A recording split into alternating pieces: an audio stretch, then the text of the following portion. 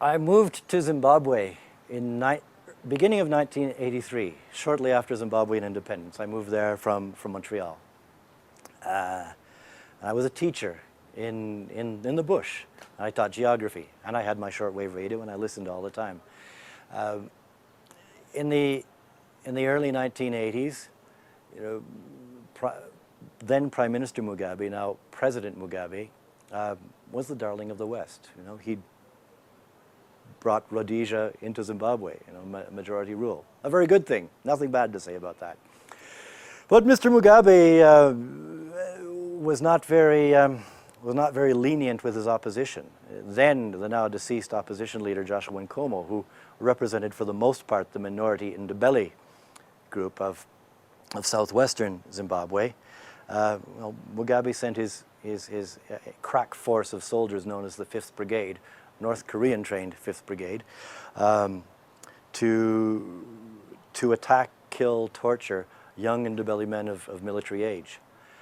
And one day on my way to school, on my bicycle, I came across the 5th Brigade. It's a terrible story. I came across the 5th Brigade impaling young Ndebele men on the side of the road. I was a young Canadian. I mean, any person would have been horrified. I was horrified, terrified. I pedaled on my bicycle quickly to school and told my Zimbabwean colleagues what I'd seen.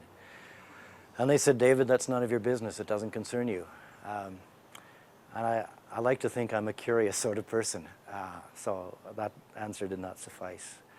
And the first place I turned to was my shortwave radio to try to find answers. The BBC wasn't covering 5th Brigade activity in those days. Neither was the VOA, neither was RFE. The Zimbabwean media certainly wasn't, because it was controlled by ZANU-PF, the ruling party.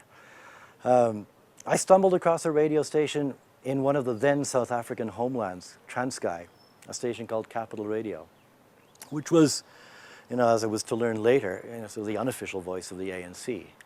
And Capital Radio had a correspondent in the Zimbabwean capital, Harare, covering 5th Brigade activity. His name was Howard Barrell, who would eventually become the editor of the Weekly Mail newspaper in Johannesburg, and then move on to other things. So I was very pleased to find out to hear an explanation of what I'd passed on my bicycle. And you know, I realized listening to Capital Radio that the problem was much bigger, deeper, grander than what I had personally witnessed. And I did something that, you know, radio geeks do. I wrote to Capital Radio for two reasons. Well, the first one was the less serious one. I wrote for a QSL card. I'm a shortwave listener. They were broadcasting on shortwave. Here's my reception report. But more importantly, I wrote to say thank you. Thank you for telling me about what's happening in my neighborhood, because nobody else is telling me that. I wasn't really expecting a reply, but I got one. A one-liner from the Capital Radio's then head of news and sport. And the one-liner was this: "Dear Mr. Smith, please send a recording of your voice as soon as possible." I didn't know what they wanted that for. I thought perhaps they were creating some sort of montage of their listeners around the world who listen on shortwave.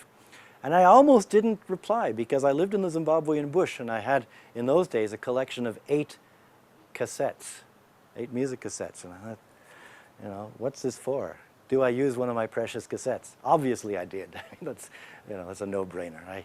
I took one of my cassettes, I sat down, I remember, under a tree with my Walkman, and said, "This is who I am, this is what I do, da-da-da-da-da.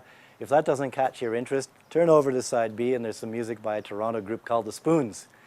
Off that went, and a few weeks later, another letter comes back from Capital Radio saying, "Mr. Smith, we'd like to offer you 1 month's training in our Johannesburg newsroom."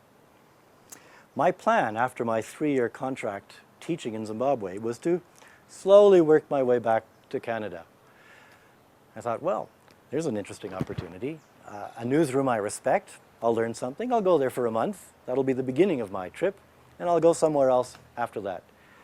I've been in radio ever since. I could add a lot of detail, but I've been in radio ever since.